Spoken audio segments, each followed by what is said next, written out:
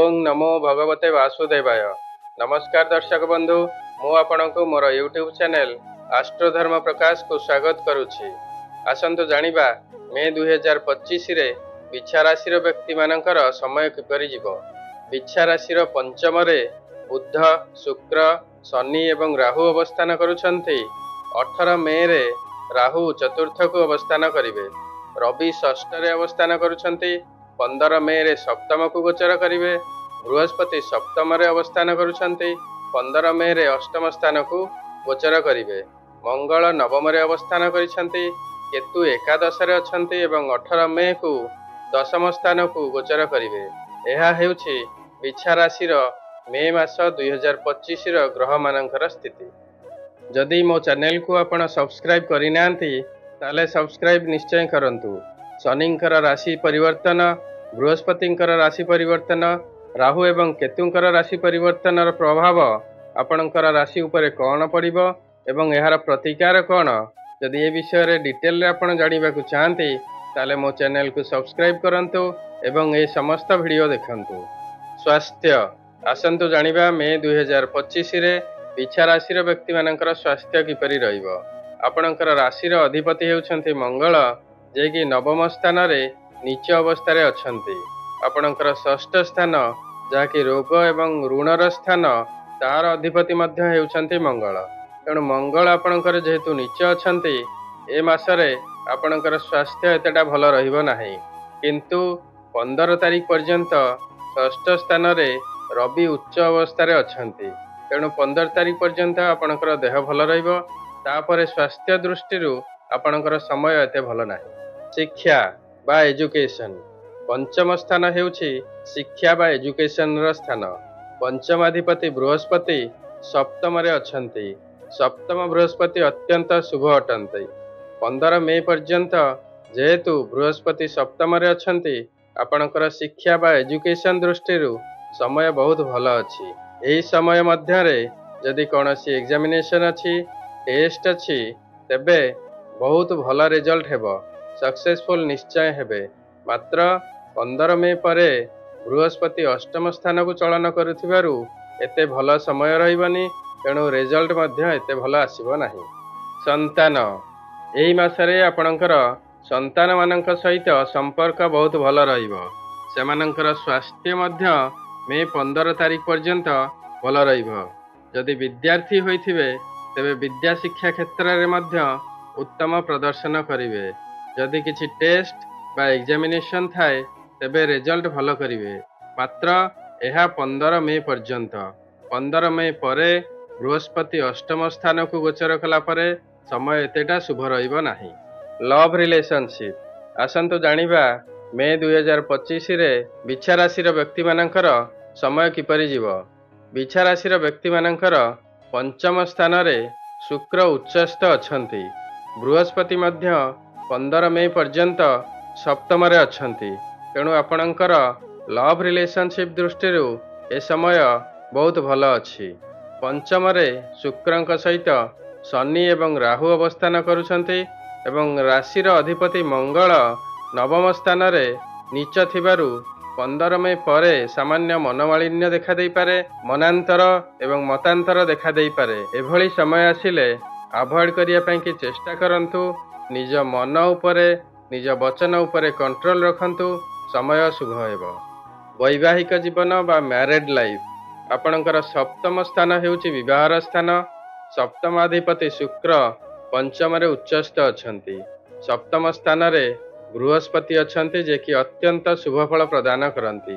तेणु आपणकर married life रे बा वैवाहिक जीवन रे अत्यंत शुभ समय अछि। किंतु जेहेतु शुक्रंक सहित शनि एवं राहु अवस्थान करुछन्ति, सामान्य मतभेद जदि देखा दिए तेबे 18 मे परे राहु कुंभ राशि को चलन कला परे से प्रॉब्लम मध्य रहिबो नाही। भाग्य आसंतु जानिबा मे 2025 रे बिच्छा राशि व्यक्ति मानकर भाग्य दृष्टि समय किपरि रहिबो। आपणकर नवम स्थान हेउछि भाग्यर स्थान। नवमाधिपति चंद्र अत्यंत चंचल, प्रत्येक राशि रे 2.5 दिन अवस्थान करंती। आपणकर नवम स्थान रे मंगल मध्य नीच अछन्ति। मंगल हेउछन्ति ଆପଣଙ୍କର ରାଶିର ଅଧିପତି। ତେଣୁ ଭାଗ୍ୟ ଦୃଷ୍ଟିରୁ ଏ ମାସଟା ଆପଣଙ୍କର ଏତେ ଭଲ ନଥିଲେ ମଧ୍ୟ ବୃହସ୍ପତି ଆପଣଙ୍କର ସପ୍ତମ ସ୍ଥାନରେ ଅବସ୍ଥାନ କରୁଛନ୍ତି 15 ମେ ପର୍ଯ୍ୟନ୍ତ। ତେଣୁକରି 15 ମେ ପର୍ଯ୍ୟନ୍ତ ଆପଣଙ୍କର ସମୟ ଆଭରେଜ ରହିବ। ତାପରେ ଆପଣଙ୍କର ଭାଗ୍ୟ ଦୃଷ୍ଟିରୁ ସମୟ ଏତେଟା ଭଲ ନାହିଁ। କ୍ୟାରିୟର, ଚାକିରି ବା କର୍ମକ୍ଷେତ୍ର, ଆପଣଙ୍କର କର୍ମାଧିପତି ରବି ମେଷ ରାଶିରେ ଉଚ୍ଚସ୍ଥ ଅଛନ୍ତି ମେ 15 ତାରିଖ ପର୍ଯ୍ୟନ୍ତ। ଏହି ସମୟରେ ବୃହସ୍ପତି ମଧ୍ୟ ଆପଣଙ୍କର ସପ୍ତମରେ ଅବସ୍ଥାନ କରୁଛନ୍ତି। ସପ୍ତମ ବୃହସ୍ପତି ଅତ୍ୟନ୍ତ ଶୁଭ ଫଳ ପ୍ରଦାନ କରନ୍ତି।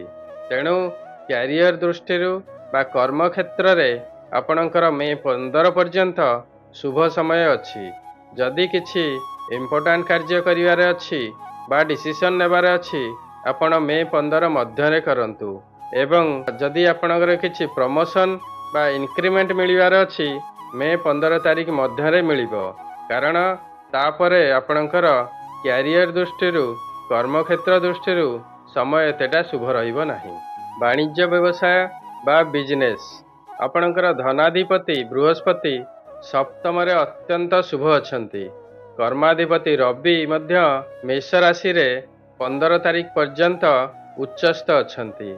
ଆୟ ଏବଂ ଲାଭାଧିପତି ବୁଧ ପଞ୍ଚମରେ ନୀଚ ଥିଲେ ମଧ୍ୟ ସାଥିରେ ଶୁକ୍ରଙ୍କ ସହିତ ଯୋଗକାରକ ହୋଇ ଅଛନ୍ତି।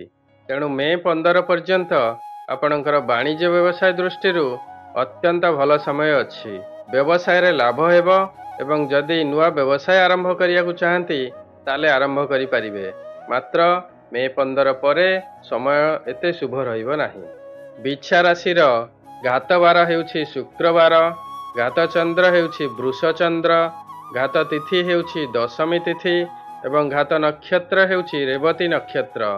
ଏହି ଦିନମାନଙ୍କରେ ଅଘଟଣ ବା ଦୁର୍ଘଟଣା ହେବାର ସମ୍ଭାବନା ଥାଏ। ଟିକେ ସାବଧାନତା ଅବଲମ୍ବନ କରିବେ।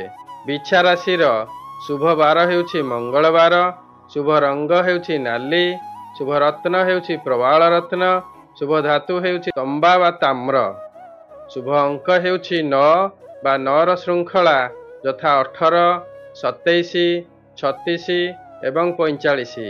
ଆପଣଙ୍କର ଦୈନନ୍ଦିନ ଜୀବନରେ ଏହାର ଉପଯୋଗ କରନ୍ତୁ ଏବଂ ଶୁଭ ଫଳ ପ୍ରାପ୍ତି ହୁଅନ୍ତୁ। ପ୍ରତିକାର, ଆସନ୍ତୁ ଜାଣିବା ମେ 2025ରେ ବିଛା ରାଶିର ବ୍ୟକ୍ତିମାନେ କ'ଣ ପ୍ରତିକାର କରିବା ଉଚିତ।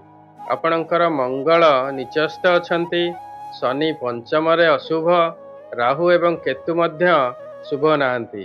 ତେଣୁ ଆପଣ ମଙ୍ଗଳଙ୍କର, ଶନିଙ୍କର ଏବଂ ରାହୁ କେତୁଙ୍କର ପ୍ରତିକାର କରନ୍ତୁ। ପ୍ରତ୍ୟେକ ଦିନ ସ୍ନାନ ପରେ ସକାଳେ ସୂର୍ଯ୍ୟଙ୍କୁ ଗାୟତ୍ରୀ ମନ୍ତ୍ରରେ ଜଳ ଅର୍ପଣ କରନ୍ତୁ। ପ୍ରତ୍ୟେକ ଦିନ ସକାଳେ ଏବଂ ସନ୍ଧ୍ୟାବେଳେ ହନୁମାନ ଚାଳିଶା ପାଠ କରନ୍ତୁ। ପ୍ରତ୍ୟେକ ମଙ୍ଗଳବାର ହନୁମାନ ମନ୍ଦିର ଯାଆନ୍ତୁ ଏବଂ ହନୁମାନଙ୍କର ପୂଜାର୍ଚ୍ଚନା କରନ୍ତୁ। ପ୍ରତ୍ୟେକ ଦିନ ଶନିଙ୍କର ବୀଜ ମନ୍ତ୍ର ଓମ୍ ସମ୍ ଶନିଶ୍ଚରାୟ ନମ ଜପ କରନ୍ତୁ। ପ୍ରତ୍ୟେକ ଶନିବାର ଶନି ମନ୍ଦିର ଯାଇ ଶନିଙ୍କର ପୂଜାର୍ଚ୍ଚନା କରନ୍ତୁ ଏବଂ ରାଶି ତେଲରେ ଦୀପଦାନ କରନ୍ତୁ। ମୋର ଶନିଙ୍କ ଚଳନ ଉପରେ ଏବଂ ତାଙ୍କର ପ୍ରଭାବ ଓ ପ୍ରତିକାର ଉପରେ ଗୋଟିଏ ଭିଡ଼ିଓ ଅଛି। ଯଦି ଆପଣ ଡିଟେଲରେ ଜାଣିବାକୁ ଚାହାନ୍ତି ତାହେଲେ ସେହି ଭିଡ଼ିଓଟି ନିଶ୍ଚୟ ଦେଖନ୍ତୁ। ମୁଁ ଏଇଠାରେ କହିଦେବାକୁ ଚାହେଁ ଯେ ଯଦି ଆପଣଙ୍କର କିଛି ନିର୍ଦ୍ଦିଷ୍ଟ ସମସ୍ୟା ଥାଏ, ତାର ସମାଧାନ ଚାହୁଁଥାନ୍ତି, ତେବେ ଆପଣଙ୍କର ଜାତକର କପି ଭିଡ଼ିଓରେ ଦିଆଯାଇଥିବା ନମ୍ବରରେ ହ୍ୱାଟ୍ସଆପ୍ କରନ୍ତୁ।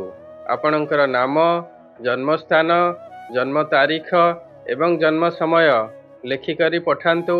ମୁଁ ତାର ପ୍ରପର ଆନାଲିସିସ୍ କରିବି ଏବଂ ଜ୍ୟୋତିଷ ଶାସ୍ତ୍ର ସମ୍ମତ ରିପୋର୍ଟ ଆପଣଙ୍କୁ ପଠାଇବି। ଏଥିପାଇଁ 8ରୁ 10 ଦିନ ସମୟ ଲାଗିବ। ଦୟାକରି ଧୈର୍ଯ୍ୟ ଧରି ଅପେକ୍ଷା କରିବେ। ମୁଁ ନିଶ୍ଚୟ ରିପୋର୍ଟ ପଠାଇବି। ଏହି ଭିଡ଼ିଓଟି ଆପଣଙ୍କୁ କିପରି ଲାଗିଲା ଆପଣଙ୍କର ମତାମତ କମେଣ୍ଟ ସେକ୍ସନରେ ନିଶ୍ଚୟ ଦେବେ। ଆଶା କରୁଛି ଏହି ଭିଡ଼ିଓଟି ଆପଣଙ୍କୁ ନିଶ୍ଚୟ ଭଲ ଲାଗିଥିବ। ଯଦି ଭଲ ଲାଗିଛି ତେବେ ଲାଇକ୍ କରିବେ ଏବଂ ସେୟାର କରିବେ। ବର୍ତ୍ତମାନ ପର୍ଯ୍ୟନ୍ତ ଯଦି ମୋର ଚ୍ୟାନେଲକୁ ଆପଣ ସବସ୍କ୍ରାଇବ୍ କରିନଥିବେ ତାହେଲେ ଦୟାକରି ସବସ୍କ୍ରାଇବ୍ ନିଶ୍ଚୟ କରନ୍ତୁ। ସର୍ବେ ଭବନ୍ତୁ ସୁଖିନଃ, ସର୍ବେ ସନ୍ତୁ ନିରାମୟା, ସର୍ବେ ଭଦ୍ରାଣି ପଶ୍ୟନ୍ତୁ, ମା କଶ୍ଚିତ୍ ଦୁଃଖ ଭାଗ୍ ଭବେତ୍। ନମସ୍କାର।